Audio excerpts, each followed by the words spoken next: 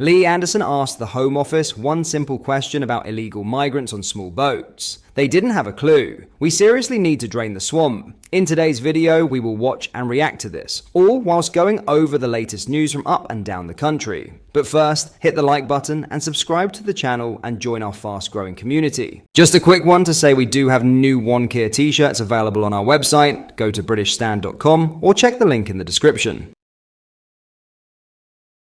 So have a watch of this. I have questions on another topic, but I know Lee wanted to come in. So. Yeah, thanks, Chair. Thanks, Simon. Hi, guys. Just one question from me.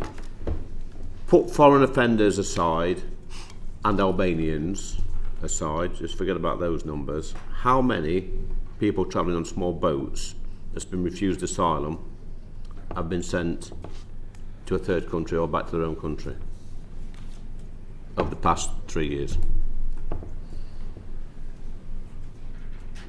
I don't think we have. I think we'll write to the committee with those numbers, Mr. Anderson. That's staggering. That's actually staggering. Okay, then let's do it for the last year. I don't have a number for non-Albanian, non-FNOs. Perhaps they might be able to help you. Let's do last week then. Do we have any figures about anything? No? Yes. In the last 6 months, just how many in the last 6 months? As Simon said, there are charter flights and other ways of doing returns the whole time, constantly, and we can give you whatever timeline and period you'd like. Aside, people who are coming here who are being refused asylum, because I'm sure there's a few. How many was sent back last month? Have you got incoming?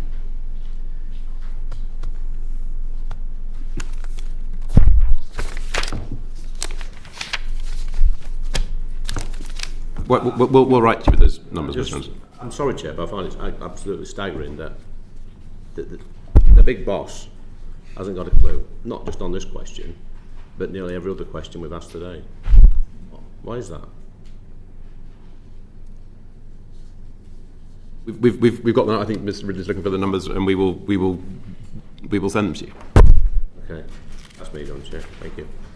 Okay, Simon Fell. Thank you. Sir Matthew Rycroft, the useless Home Office permanent exec on the right, earns about £190,000 per annum and has a £1.7 million pension pot paying £103,000 per annum. This is how people reacted. This user said, "They know how to raise a derogatory eyebrow though. TBH, they have a cushy job. You can work from home, you don't need to do anything, and you don't need to know anything about the subject you are head of. You get massive pay rises and an enormous pension, plus the possibility of a peerage for doing a shit job." Adam said, "Wow, that is Joe Biden level incompetence." Ed said, "We have no ability whatsoever to vote these people out. That's the scary thing. They control the levers of power effectively. What happened to the social contract? It's been thrown into the bin." This user said, "The ineptitude of these officials is staggering. How do they not know any of the numbers? Nay, rational decisions can be made without data. This is really basic stuff." Wendy said, "What a shambles. If this was a private business, they would be fired. This is the taxpayers' hard-earned money paying for those salaries, and they are not doing their job.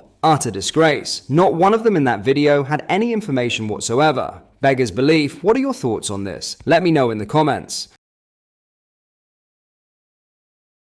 In other news, the ban on XL bully dogs is expected to cost police forces up to £25 million in veterinary bills and kenneling by April this year, police chiefs have warned. The National Police Chiefs Council, NPCC, revealed the staggering figure this morning, which represents a 500% increase from 2018, when similar costs amounted to £4 million. The skyrocketing expenses come as police forces across England and Wales grapple with the enforcement of the ban, which was introduced in February last year. Police figures show 4,586 suspected banned dogs were seized across England and Wales between February and September 2024. Of these seized animals, 848 were euthanized after owners failed to comply with the ban or take advantage of the compensation scheme. The cost of euthanizing these dogs alone has been estimated at £340,000. Chief Constable Mark Hobro, the NPCC's lead for dangerous dogs, warned that the ban is placing a huge burden on policing. "We are facing a number of challenges in kennel capacity, resourcing and ever-mounting costs. And, as of today, we have not received any additional funding to account for this," he said. We urgently need the government to support us in coping with the huge demand the ban has placed on our ever-stretched resources. The MPCC revealed it costs approximately £1,000 per month to keep a single XL bully in kennels. Police chiefs warn that kennel spaces are reaching capacity across the country. The costs continue to increase daily as more dogs are seized, putting additional strain on police resources. Since February 2024, it has been a criminal offence to own an XL bully in England and Wales without an exemption certificate. Owners of unregistered dogs face potential fines and prosecution, with their pets being seized by authorities. The XL bully joins 4 other breeds currently prohibited in the UK: the Pit Bull Terrier, Japanese Tosa, Dogo Argentino, and Fila Brasileiro.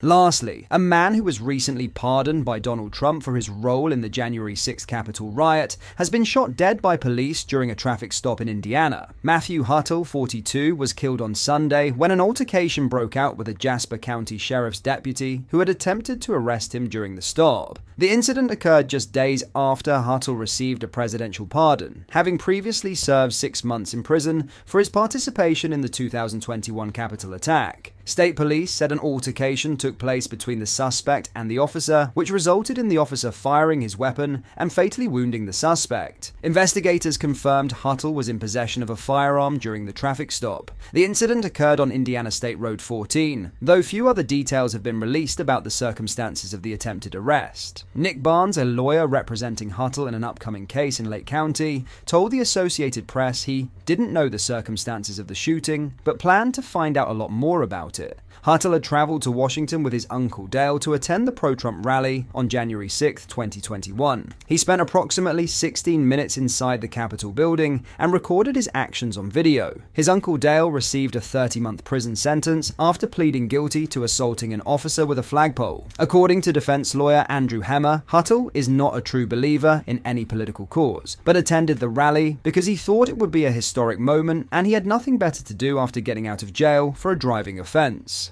Sheriff Patrick Williamson said in a statement, "Our condolences go out to the family of the deceased, as any loss of life is traumatic to those that were close to Mr. Huttle. The officer involved in the shooting has been placed on paid administrative leave, which the sheriff's office said was standard protocol for police shootings." The Indiana State Police Criminal Investigations Division is conducting an investigation into the incident. The findings will be submitted to the Jasper County Prosecutor's Office for formal review. Huttle was among more than 1,500 people pardoned by Trump for their roles in the Capitol riot on the first day of his second term in office. The pardons have sparked concerns among police officers who were at the Capitol and political violence experts who warn they could lead to further acts of violence. Another recently pardoned January 6 participant, Daniel Ball of Florida, was rearrested last week on federal gun charges that predated but emerged from his involvement in the Capitol insurrection. What are your thoughts on what we discussed in today's video? Let me know down in the comment section below. If you've not yet already, make sure you do drop a like on this video and subscribe to the channel for more British content. Thank you, take care, goodbye.